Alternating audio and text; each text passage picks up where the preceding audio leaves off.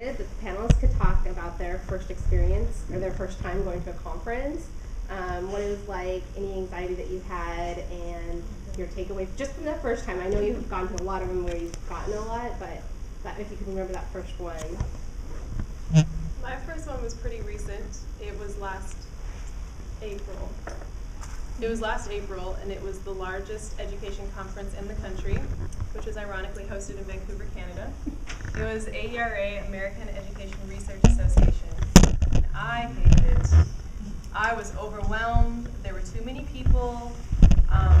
There was too many hotels to go to. Some of the sessions overlapped. And I didn't think anyone was saying anything that mattered for like the first 2 days. So I was very frustrated. And then I learned a little bit more about strategically networking and only going to specific sessions that were in my area of research instead of trying to do all the sessions all the time, all the days. So once I got a little bit smarter, even though I learned through my own mistakes, I wanted to help put this on so that some people didn't have to make those mistakes and could have a better experience at their first conference. So since then, I've learned a lot, and I'm still learning a lot, and I'm progressing as I make my way through the grad school ladder. So it's okay to have a bad experience as long as you get back in there. My first time, it's probably Whitney, is just like your first time. Because I went to AERA, that's the abbreviation of American Education Research Association. That has about 14,000 people go to that. Really? So it's like a small town. It was 30,000 last year. Was it 30,000? Yes. Yeah, it was one of the most well. Yeah. Mm-hmm. Well, because it's in a beautiful city. Yes. They always have conferences in cities that you want to go to, right? So they have in San Diego, right, Blaine? Mm-hmm. Lots of conferences there. They won't have them in Duluth, Minnesota very often. But yeah, my first time many years ago was at AERA. I had the same react totally. I think it's pretty universal. Universal is you get overwhelmed because there's people, not just a lot of people. They all seem to be going somewhere. Mm-hmm. With name badges. Yeah, and like you're not going anywhere. They're just all. It's like an anthill sometimes. That's exactly what Yeah, it's like. lots of hotels. Like the conference is spread out geographically, and so there's so much you have to think about with your little conference program. I want to go to that. Sounds interesting, but I actually have to walk a half mile to get there. Yes, uphill, in heels and a skirt. Not me in that case. Yeah, and the other thing which we'll talk about also at your first few conferences is you're going to probably feel like you're isolated and like you are the only person who's bowling alone, as they say. It seems like everybody else has got pals or colleagues or partners that they're moving around with. And if you feel like you're sticking out like a thumb and like people are looking at how lonely you appear to be. So that's just another general feeling a lot of people have at conferences. Their first, not just their first time, I would say the first few times. Do you want to say when you went? Did you go as a PhD student the first time, or did you go? Yeah, just in the same. Yeah. I was the same spot that all of you are. Okay. Okay.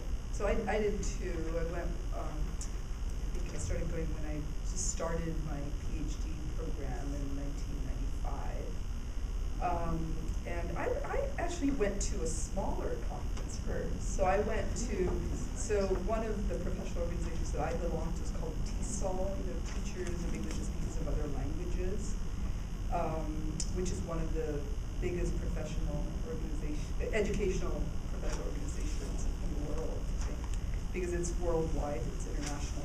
But I first went to sort of my regional conference. So I went to the University of Pennsylvania for my PhD.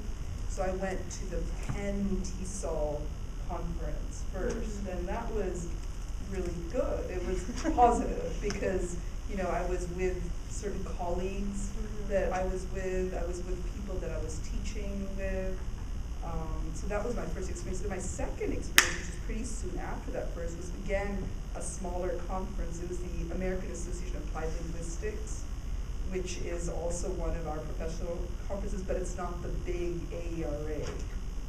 And of course, I still have some of those feelings now, the ones that you were talking about. I still experience some of that, like, come everyone knows all these people I know?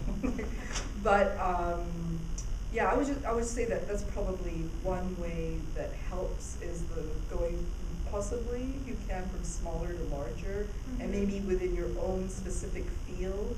Yeah. Because there's something about, you know, there are other people that you're more likely to know there. So maybe we could talk about the difference between small conferences, big ones, what the difference is? Questions, or, Yeah, because that was one of the questions, right, Nora? Yeah, it was how do I know which conferences to attend, and along those same veins, which associations to join? So one benefit to the larger national conferences is that because they know they're so big, they have SIGs, special interest groups. So one thing you can do is find a conference that has the special interest group. So I work with student athletes, and out of all of the researchers in education in all the country, there's like this many of us. So I look for the SIG in athletics, and I find those events in the booklet that they give you, and I go to those sessions. And so I pay my $7, and I'm a member. And throughout the year, I get email updates, not just for education, but for education and athletes. So there's over 100 SIGs in AERA, for example, because they are so big. So I think that's one benefit of choosing a conference where you know everyone's going to go there once a year, and finding your niche, which I think Mako was saying has really been the difference for her. And sometimes you don't have that option, so then what do you do? If there are no SIGs, because I know ASH, which is Association for Study of Higher Ed, or Higher Education, they don't have SIGs. They're smaller, but they still don't have SIGs, so I had to figure it out. Well, I think one of the issues also is that there's multiple SIGs, right? And then as you sort of grow in your scholarly work, I mean, that's another thing. I mean, so I, of course, belong to certain professional organizations that are in my field, like I said, TESOL, Applied Linguistics. But then I'm also really in, like, some of sort of the conceptual framework stuff that I work on is more in anthropology. So I also belong to the Council of Anthropology and Education, and there it's within the anthropology conference as well. So I think those are things, you know, to think about. Like, I think one of the main questions, I think you've heard this before in so many different classes of yours, is this whole idea of thinking about what conversations you want to be in. Like, you know, what are the sort of scholarly conversations you want to be in? You know, who do you want to participate with? So they could be sort of in your specific discipline, but they can also be others which you want to contribute to and be part of. So I'm just thinking of what your experience is going to be like if you go to a smaller conference versus a big one. So if you go to a smaller conference, and so a smaller conference can be like a conference that is national in scope, but it's specialized, like TESOL is national, right? But it's not smaller. It's So not. TESOL was not smaller. The Applied Linguistics one is smaller. Oh, but okay. TESOL was smaller. That's a conference by itself, is Applied Linguistics. Okay. ASH So- is smaller. ASH is small. Mhm. Okay, so if you go to a small conference, and some of you asked, should I go to a smaller conference? And I would say yes. Yeah. Because when you go to a small conference, it's not geographically spread out. It's almost always in one hotel and on one or two floors, and it's easy to navigate. You don't have to spend your time and your energy just figuring out where in the world you're going to go. There are only, you know, during any conference, there are concurrent sessions, which means there are presentations that happen all at the same time. You got to pick which one to go to. So in a specialist conference, there's only maybe 6 or 7 sessions that are going on that you have to pick from. It's far easier to pick when there's only 6 or 7. At AERA, at any 1 hour, there are probably 100 or 150 sessions going on. And it's just a crapshoot about going to the right one. You know, getting in that right conversation that Manka was talking about. So for a smaller conference, you can actually talk to people there because they will all share your interests, and you can more easily enter into conversations. They often have a social hour. Sometimes they'll have a social hour every night. And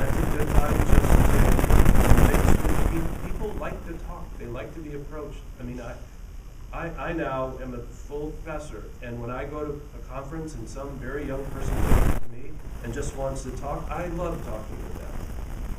I really do. And so don't be afraid to do that. You guys, can you think of anything to say about smaller conferences?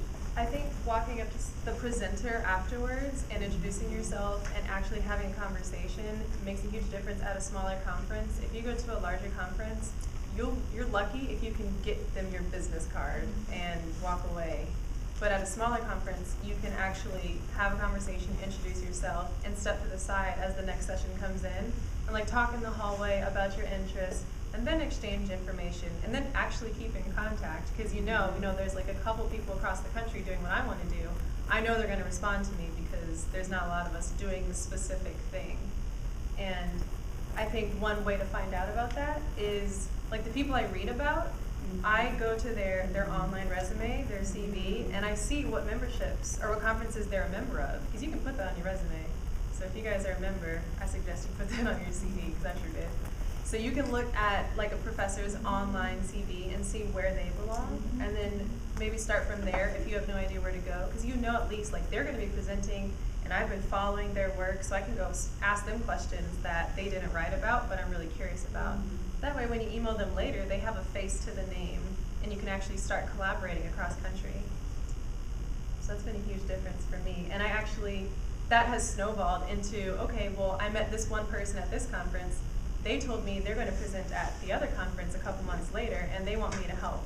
And then that snowballed into this. So that was one benefit of AERA. When I found my athletics people, they told me about the other athletics conferences and the pockets that they belong to. So that really opened up things. You have to be a networker. Volunteering at conferences for free so that you can attend certain sessions, or volunteer in the room that you want to hear the session. Guilty. I've done that. Because you have to pay to go to conferences. So if you want to volunteer through the organization and say, I want to volunteer this time, this day, and be the moderator and ask the questions. Can I be a voice of, it's not dissent, but I think you can, or you don't have to be a networker. I don't know, I don't know if I totally agree with that. I mean, I think it can help, but I think you also have to be true to yourself to a certain extent.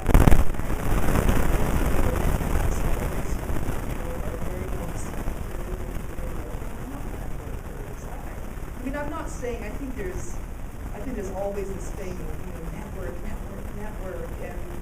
and I've never been really comfortable with it. But I'm not a big shot. I don't know, I don't think I could comfortably be like a super networker. So I'll put that up there. Okay. You don't have to be an extrovert to. I don't know. Ada's got something to say. Yeah, so in the aspect of how to work the social events, because that's when the true networking occurs, is during the social in the happy hallways hours, and the social events. So how do you navigate that without being overwhelmed? Because I, like the experience of AERA, like by the time of the socials were occurring, I was too tired and I didn't want to actually talk with anybody. I just wanted to be in my room alone. So how do you, one, prevent that from happening, and two, how do you actually get in and infiltrate and have conversations with, if not other colleagues or peers, but with maybe prominent professors at those social events? Especially when alcohol is involved.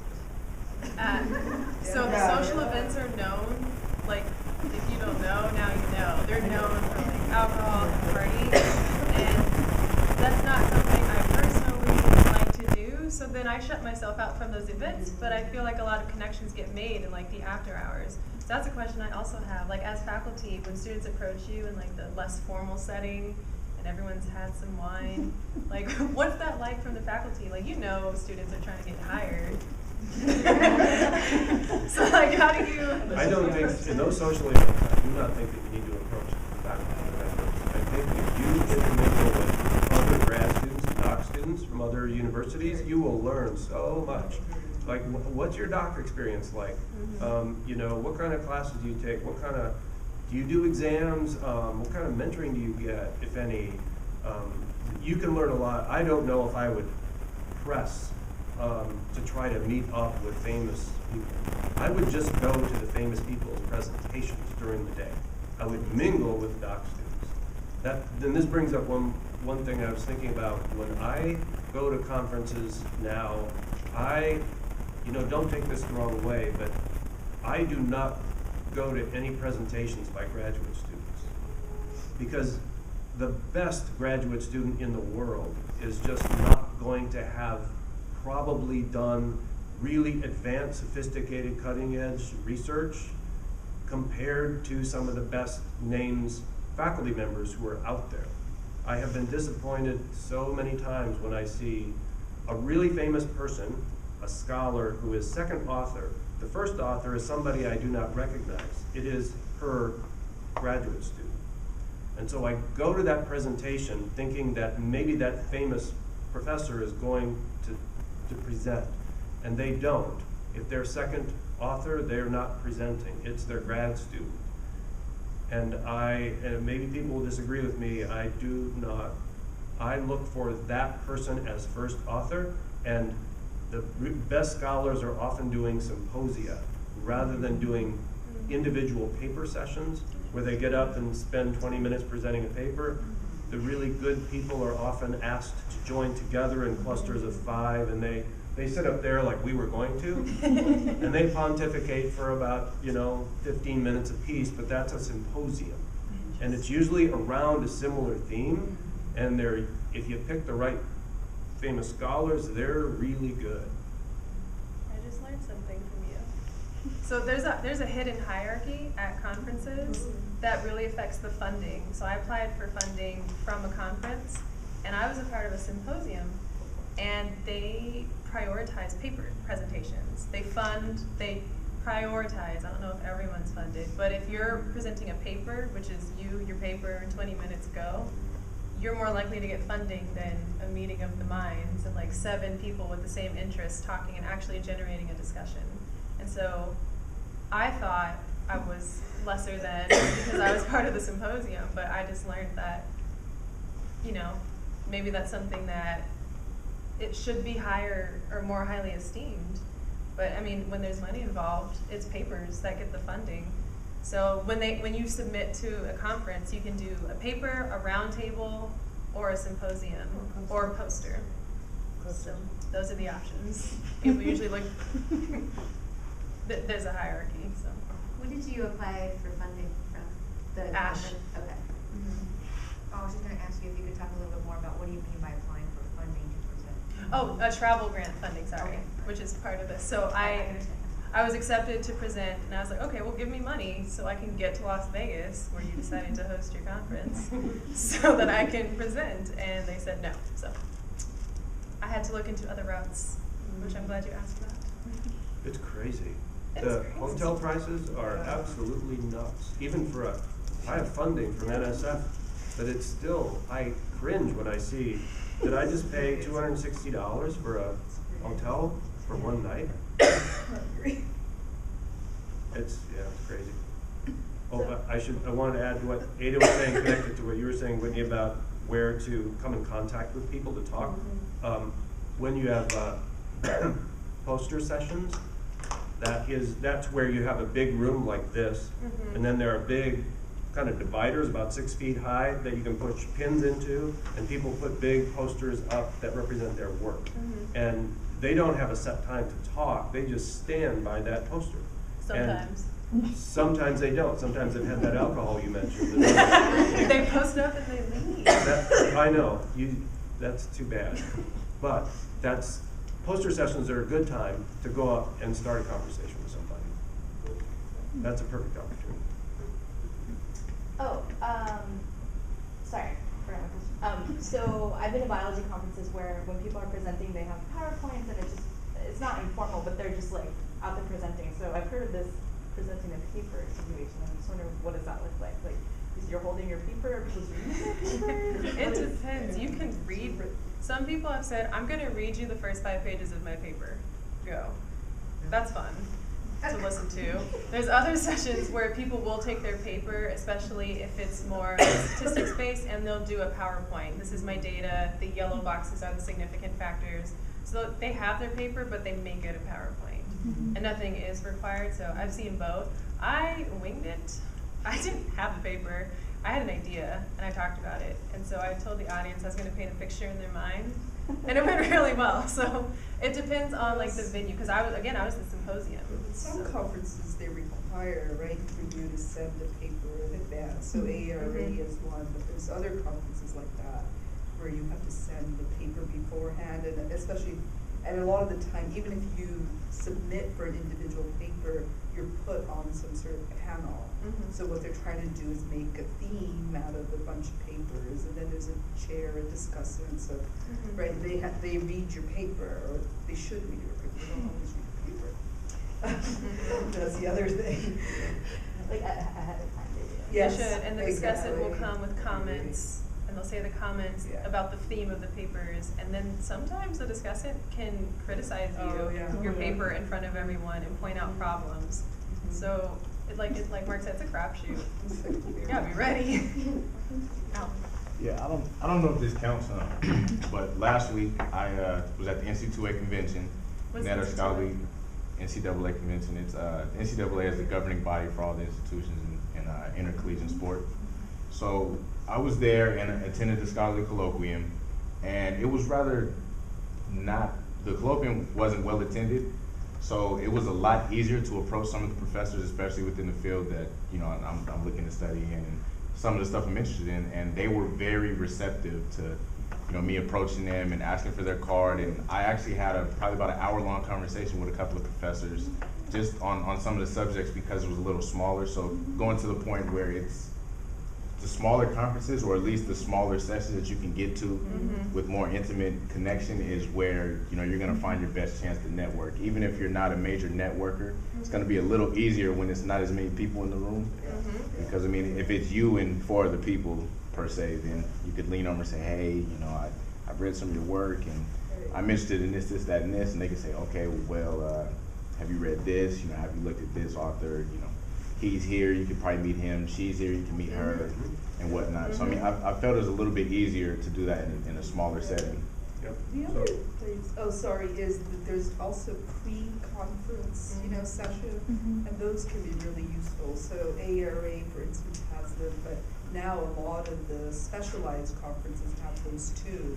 And so those, I've heard for a lot of students, but there's also even like new faculty kind of sessions as well, and those can be they can be, great professional development opportunities, but they also end up being good networking opportunities, because again, you're in a smaller group, and then you're able to actually talk about your work together. Are those open for everyone, or is it like an Good applied question. fellowship? No, they are, but I think most often you have to pay. Yes, you a do. little extra for them. $100 for the professional development sessions at ARA, Yeah, is it? which we Yeah. got to the door, and they said, where's your $100? And we turned around.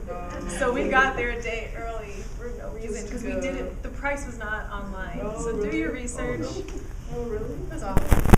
Maybe it was there, but we went to Vancouver a day early and just had fun. Yeah. Yes. So that's why I laughed when you asked the question, because I knew what answer you Yeah, wanted. right. She was with me. Yeah, She you was usually with me. have to pay. Yeah. Yeah. So if you're willing to pay, that's great, but make sure you get details. There are also ones where, like you said, there's,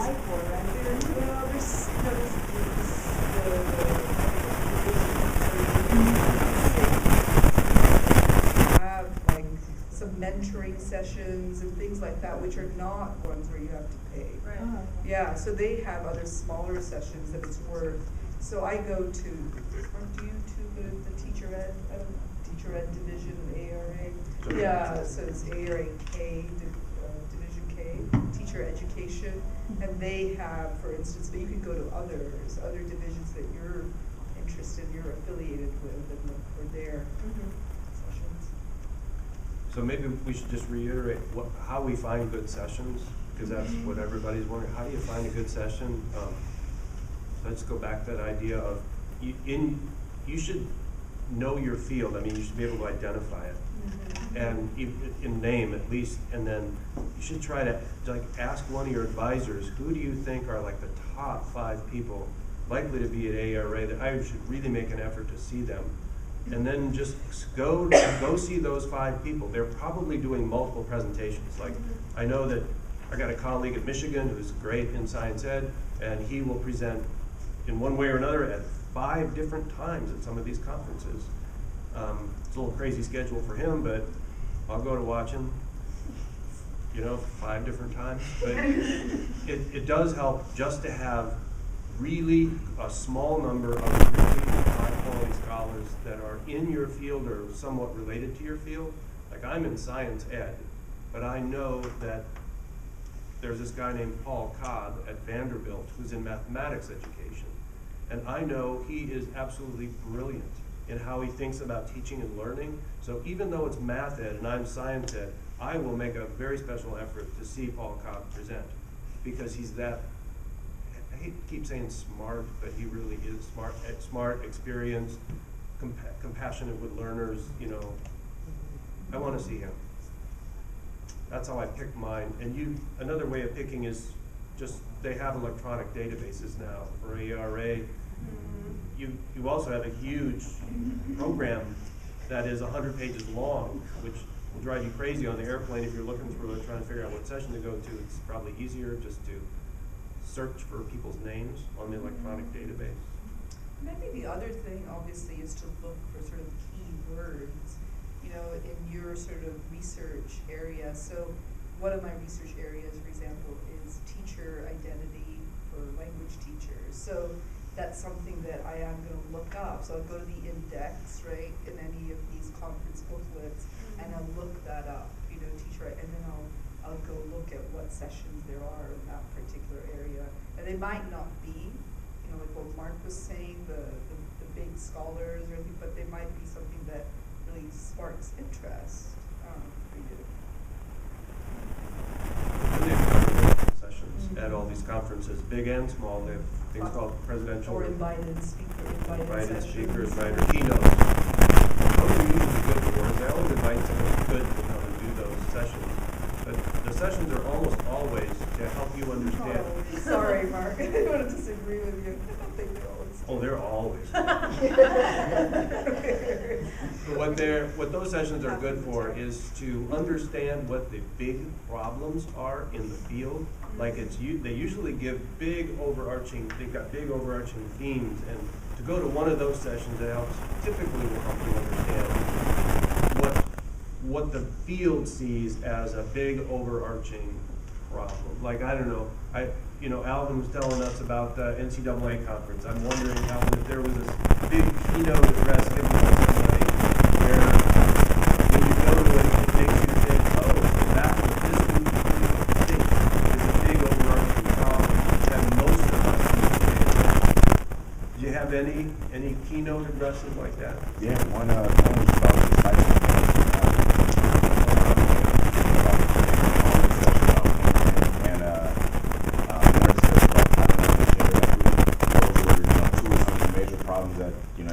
Issues, I should say, versus problems, but that, as well as profanity in sports and sportsmanlike conduct, that they felt was a problem.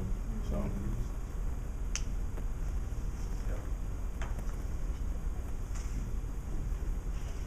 Do you guys kind of talk a little bit about your strategies? Have you ever done anything where you have a particular area of interest, but you go to other conferences just to kind of enlighten yourself more so?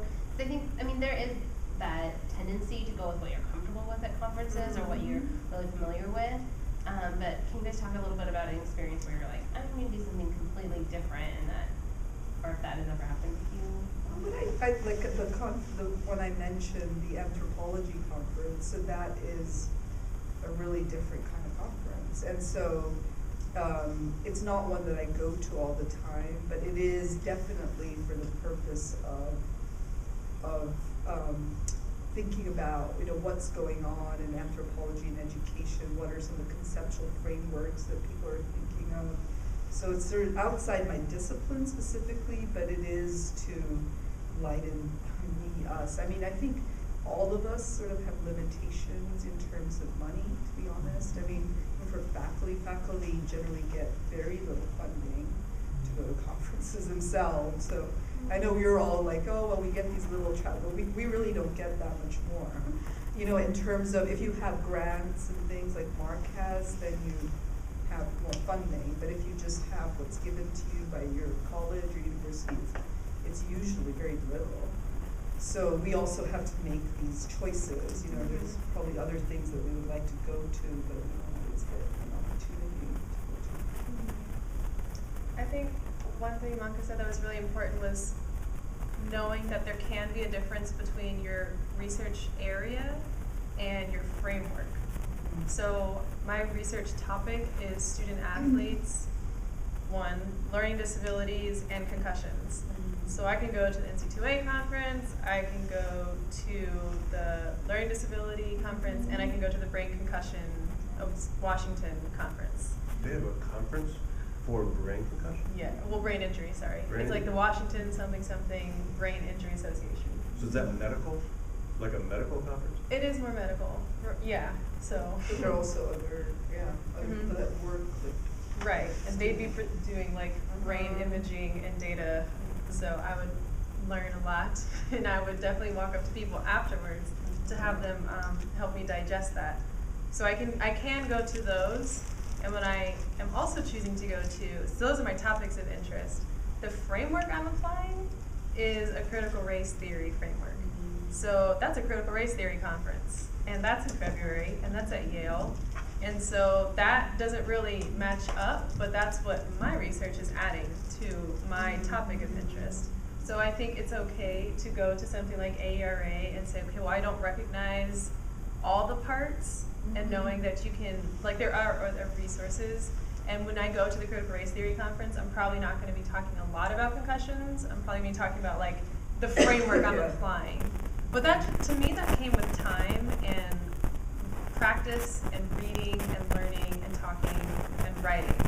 So like this time last year, I would have known nothing about this. I would have said, oh, student athletes, that's all I know, that's all I can do.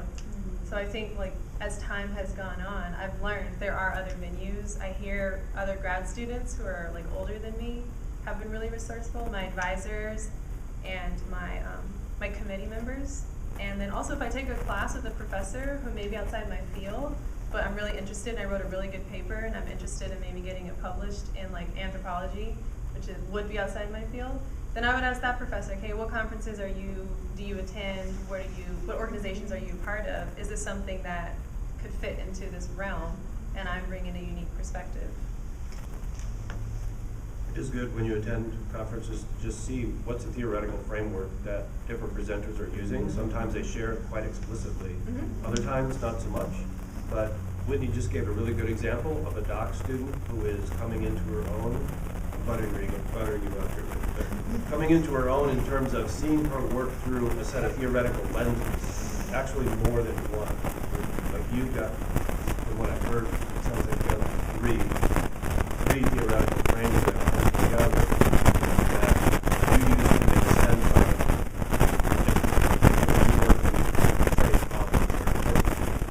so that's one thing conferences are really good for, because your doc students in here, you have to learn how to take up a theoretical frame when you eventually write yourself and do research yourself. So see what other people have as their theoretical frameworks. When I was having a meeting with my doc students the other day, we just listed all the theoretical frameworks we could think of on the whiteboard. In Miller Hall, we came up with like 17 or 18 that we were familiar with.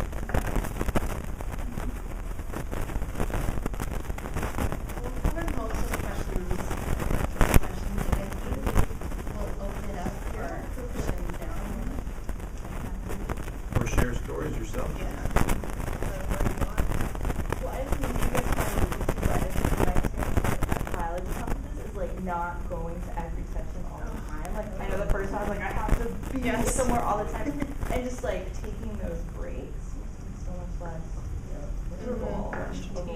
Yeah, I wanted to, thanks for bringing that, because I just wanted to, there was a point that I did want to bring up today, is that I also think that the network, to think about networking not only in terms of like sort of furthering your career, so to speak, but I think networking can be really important in terms of like emotional support. So one of the things that I found when I started going to conferences as a PhD student is meeting certain people that were, yeah, you know, in some ways professionally we had overlaps, but we had sort of a connection. And we became friends, and we're still really good friends. Those are the people that I tend to hang out with a lot when I go to conferences, and those are things that are really important. I mean, they're things that sustain you as you go ahead in your career, because it's not only about the, you know, the getting ahead, and it's also about the sort of emotional sustenance of yourself as a scholar, as a person, and those are really important things. I mean, they become important in terms of things like when I had to write my tenure letter, and who was I going to show? I was going to show these people. They're outside my college and outside my university, but they're my friends and my colleagues outside. So that's something to, you know, also think about in terms of, you don't have to go to everything, and you can start thinking about also building the relationships, because they count for other reasons too. You could have a productive conference if you go maybe half of all of the time slots you got for conference sessions. Go to about half of them. The other half is just decompressing, making sense, reflecting on what it is you saw. Talk to people in the hallway. Oh, Yeah, I mean, you can hang out with friends. I hang mean, out with friends. That's okay. We give you permission. Yeah, I was gonna say. Hang out with friends. I think it's important. I think that's a part of It's also very interesting to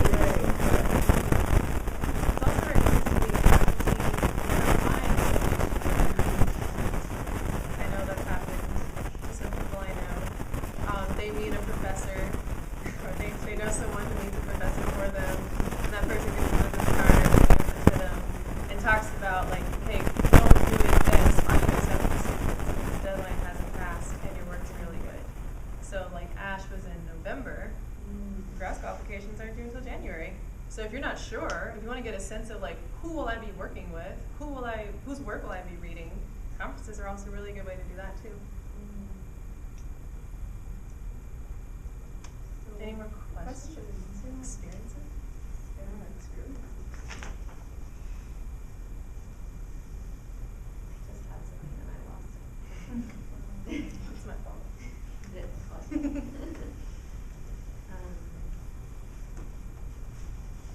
I don't know if anybody thinks about identity theory much, but at conference is just one big episode of identity building by everybody, ranging from the most seasoned professorial types all the way down to the first time graduate student.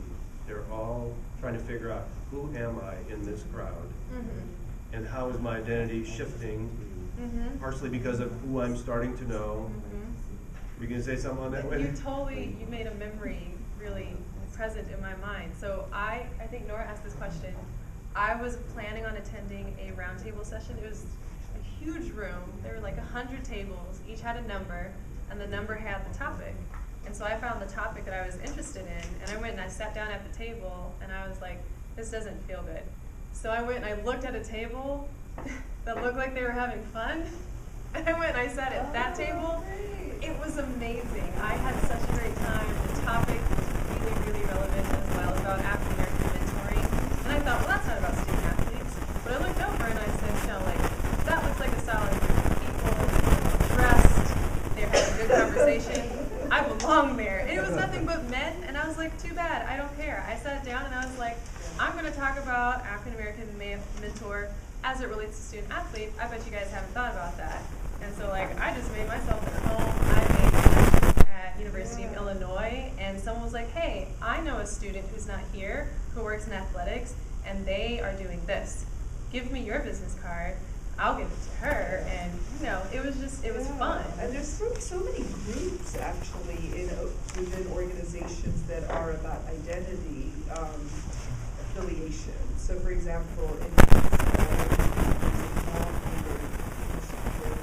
caucus, they call it caucuses, but there's things like that too to look out for. We've sometimes tried up, you know, South Asian origin, and sometimes at ARA we try to meet like the fellows. There's not that many of us, but so we try to meet. So that's another way to think about it. Yeah, it's when you're all in one location. Yeah, right. Might as well.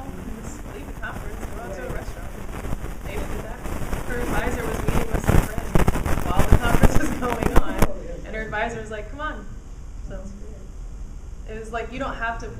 A lot of organic things can happen when you just decide that you want to go with your gut feeling. I think because I've made some poor choices based off of titles. Just to do the whole session. I've been disappointed. Yeah, those titles are game. Right.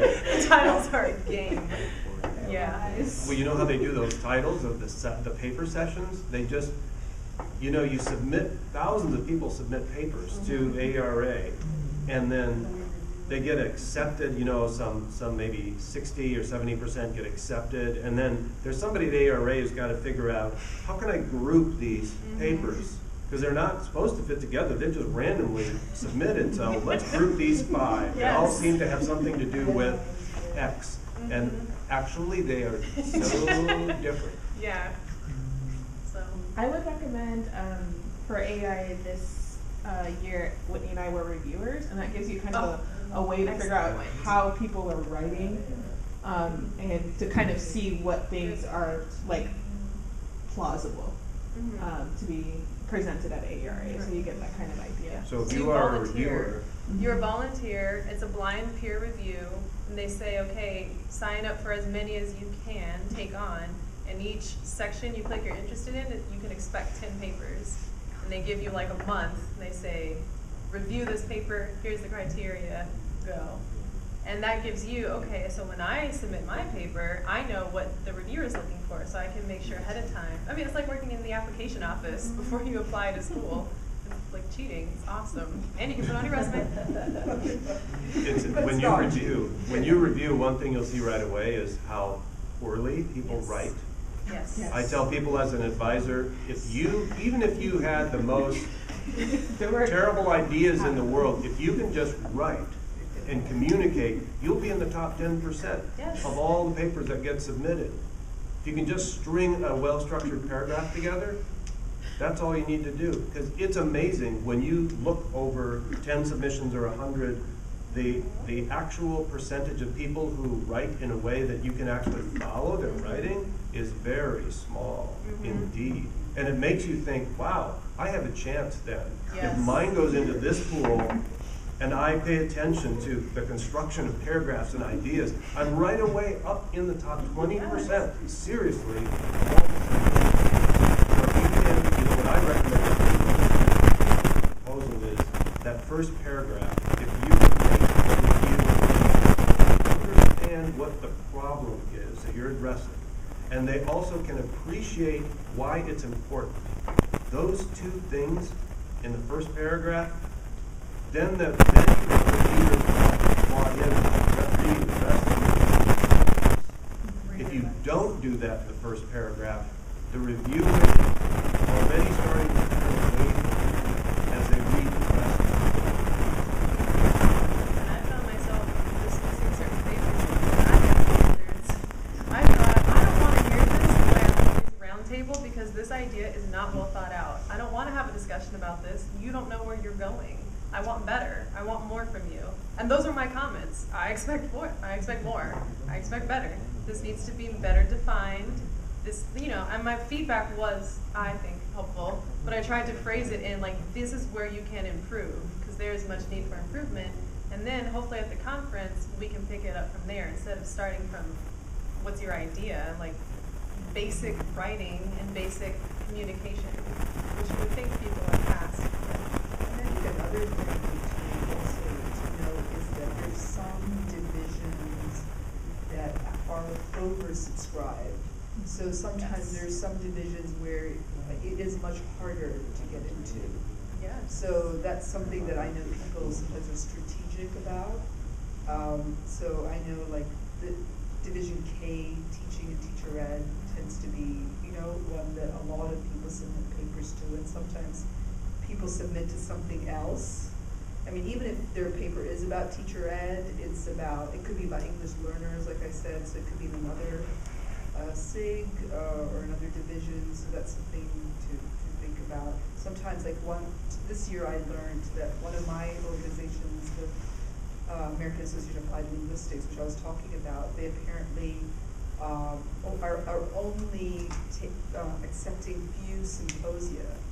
So they didn't. So I proposed a symposium, didn't get accepted, But it was interesting, then when I started looking, there was a bunch of papers that were what I was proposing that got accepted, but it's because they had only, they had limited the number of symposia, but possibly if I had submitted as a paper, it would have been accepted. So, these are just little things that I think part of it is, asking different people, asking your advisor, asking people like that. Part of it is get to know that kind of stuff as you go along.